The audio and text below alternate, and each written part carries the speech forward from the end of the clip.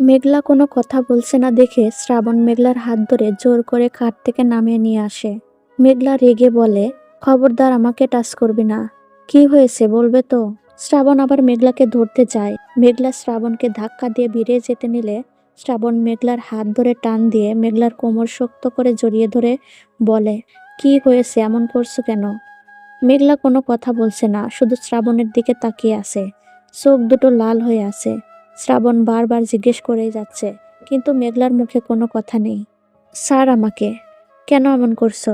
শ্রাবণ মেঘলাকে ছাড়ছে না দেখে মেঘলা মুখটা শ্রাবণের দিকে এগিয়ে নিয়ে যায়। শ্রাবণের চোয়ালে কামড় বসিয়ে দেয়। শ্রাবণ আহ করে মেঘলাকে ছেড়ে সরে দাঁড়িয়ে চোয়ালে হাত রাখে। চোয়াল কেটে রক্ত বের হচ্ছে। শ্রাবণের চোখের কোণে জল চিকচিক করছে। মেঘলা রুম থেকে দৌড়ে বেরিয়ে বর্ষার রুমে চলে যায়। বর্ষা ড্রেসিং টেবিলের সামনে বসে চুল আঁচড়াচ্ছে। মেঘলা খাটে গিয়ে উপর হয়ে শুয়ে বালিশে মুখ গুজে কান্না করতে থাকে। বর্ষা ওখানেই বসে মেঘলাকে ডাক দেয়, আপু, এই আপু। মেঘলা কোনো কথা বলছে না দেখে বর্ষা উঠে এসে মেঘলার পিঠের উপর মাথা রেখে শুয়ে পড়ে। এই আপু, কথা বলছিস না কেন? দুলাভাইকে বল না যেন আমাদের ঘুরতে নিয়ে যায়। মেঘলা রেগে ধমকের সুরে বলে, আমার কাছ থেকে দূরে থাক।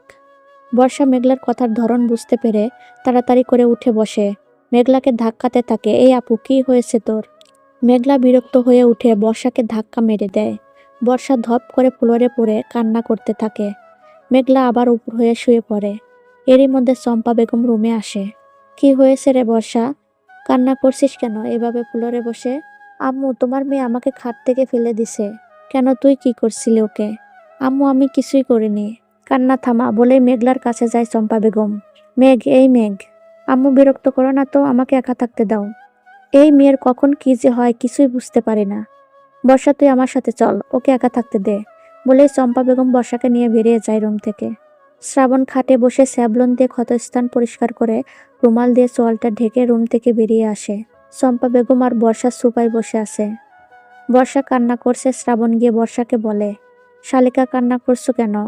বাবা, আর বলো না, মেঘ নাকি খাট থেকে ধাক্কা দিয়ে ফেলে দিছে, তাই কান্না করছে। শ্রাবণ মনে মনে বলে, এই মেয়ের এত রাগ। বাবা, তোমার মুখে কি হয়েছে, রুমাল দিয়ে ঢেকে রাখছো কেন? আম্মা, সেভ করতে গিয়ে কেটে গেছে। বর্ষা কান্না থামিয়ে বলে উঠে, দুলাভাই, আপনি বাসায় সেভ করেন? আরে তুমি না এখনই কান্না করতেছিলে? চম্পা বেগম বলে, ওর কান্না চিৎকাদুনে। বর্ষা ন্যাকামো করে বলে, আম্মু, আম্মা বাসা থেকে ফোন করেছে, এখনই যেতে হবে, আম্মু খুব অসুস্থ। এখনই যাবে? আমি মেঘকে বলছি। না আম্মা, আমি একাই যাব, কয়েকদিন পরে এসে মেঘকে নিয়ে যাব।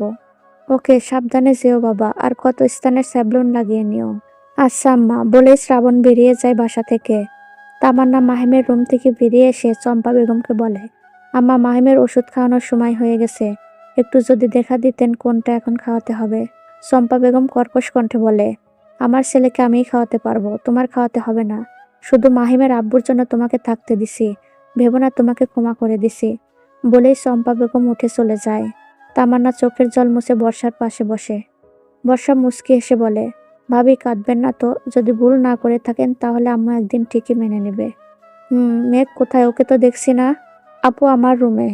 তামান্না উঠে বর্ষার রুমে যায়। মেঘলা এখনো শুয়েই আছে। তামান্না মেঘলার পাশে বসে মেঘলার মাথায় হাত রাখে। মেঘলা তামান্নার দিকে তাকায়। এমা, তুমি কান্না করছো কেন? মেঘলা উঠে তামান্নাকে জড়িয়ে ধরে কান্না করে দেয়। পাগলি মেয়ে, কান্না করছো কেন? মেঘলা তামান্নাকে ছেড়ে দিয়ে সরে বসে বলে, ভাবি, তুমি কখন এলে? আমি তো সেই সকালে আসছি। তুমি কান্না করছো কেন? কিছু না ভাবি, এমনি। তুমি এমনি এমনি কান্না করার মেয়ে না। শ্রাবণের সাথে রাগারাগি হয়েছে? না মানে, কি হয়েছে বলো। ভাবি, তুমি তো জানো রাগ হলে আমার মাথা ঠিক থাকে না, কি যে করে ফেলি আমি নিজেও বুঝতে পারি না। এত রাগ ভালো না ননদিনী। তো শ্রাবণ কোথায় এখন? আমি তো এখানে ছিলাম। ও। তামান্না রুম থেকে বেরিয়ে যায় আর মেঘলা ওয়াশরুম থেকে ফ্রেশ হয়ে এসে ড্রয়িং রুমে যায়। বর্ষা সোফায় বসে আছে। মেঘলা গিয়ে বর্ষার পাশে বসে। বর্ষা মেঘলাকে দেখে মুখ ঘুরিয়ে নেয়। কিছুক্ষণ পর বর্ষা মেঘলার দিকে তাকায়। মেঘলা ঠোঁট উল্টিয়ে কান ধরে আছে। বর্ষা মুখ ভাঙচি দিয়ে উঠে যেতে নিলে মেঘলা হাত ধরে বসিয়ে দিয়ে বলে, সরি তো, আর হবে না। আপু, তুই প্রত্যেকবার মেরে সরি বলিস, আমি ক্ষমা করে দেই, আজ আর দিব না। বুনু, আমি তো ইচ্ছে করে ধাক্কা দেইনি, আমার রাগ হলে আমি কি রকম বিহেভ করি তুই তো জানিস। ক্ষমা করতে পারি এক শর্তে। কি শর্ত? বর্ষা মেঘলার কানের কাছে গিয়ে ফিসফিসিয়ে বলে।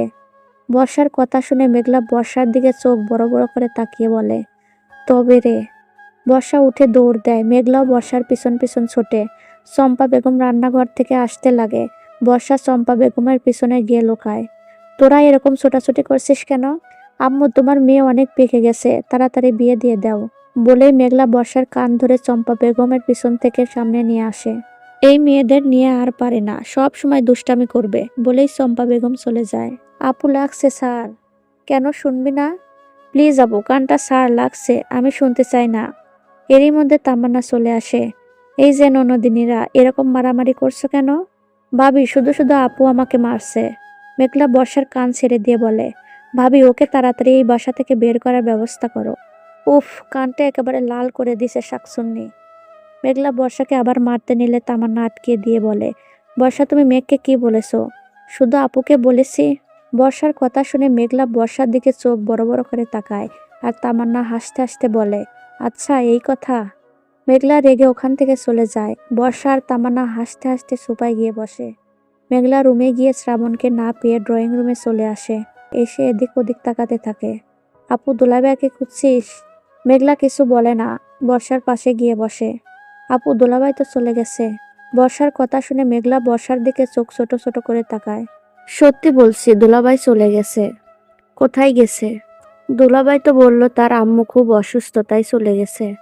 বর্ষার কথা শুনে মেঘলার মনটা খারাপ হয়ে যায়। মেঘলা উঠে চলে যেতে নিলে তামান্না ডাক দেয়। মেঘলা তামান্নার দিকে তাকায়। মেঘ, শ্রাবণকে একটা ফোন দাও। ভাবে, আসলে শ্রাবণের নাম্বার আমার কাছে নেই। মেঘলার কথা শুনে বর্ষা আর তামান্না অবাক হয়ে যায়। তামান্না উঠে মেঘলার দিকে এগিয়ে যায়। সত্যি করে বলো তো, তুমি কি শ্রাবণকে মেনে নিতে পারোনি? চুপ করে আছো কেন? মেঘ, দেখো, বিয়েটা কোনো ছেলে খেলা না। বিয়েটা হচ্ছে আল্লাহর দেওয়া একটা পবিত্র বন্ধন। সেই বন্ধনে একবার আটকে পড়লে সেই বন্ধন ছেড়ে আসা অনেক কঠিন।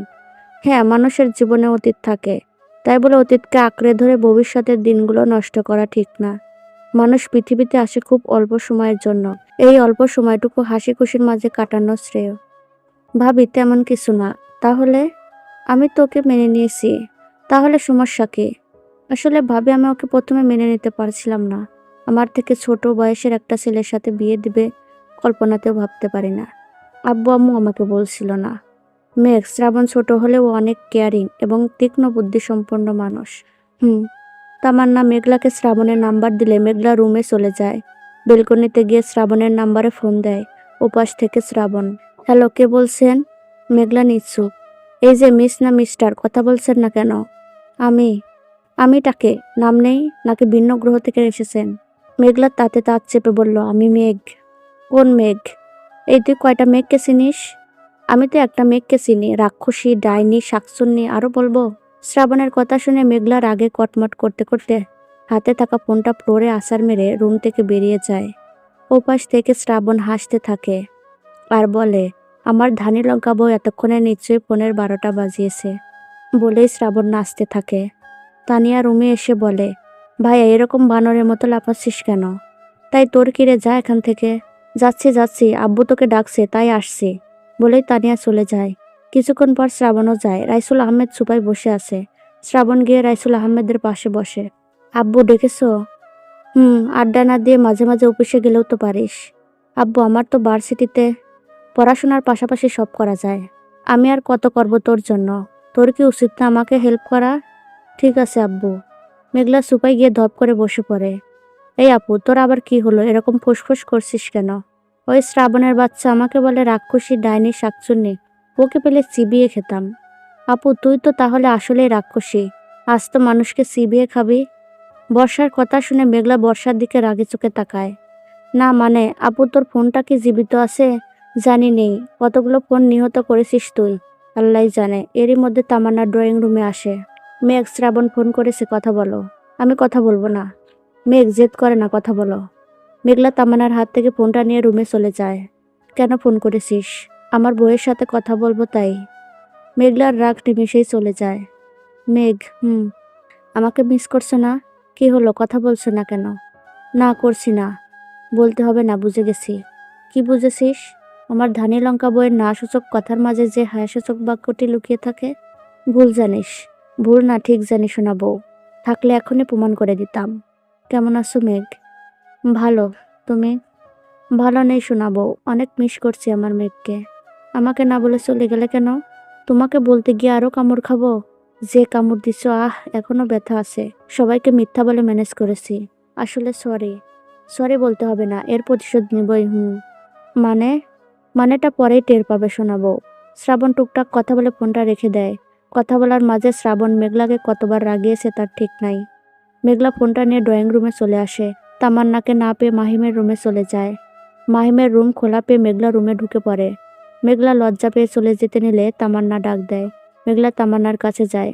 মেঘলা ফ্লোরের দিকে তাকিয়ে তামান্নাকে বলে, ভাবি আপনার ফোন। তুমি কি লজ্জা পাচ্ছ? আসলে ভাবি, নক না করে আসা আমার ঠিক হয়নি।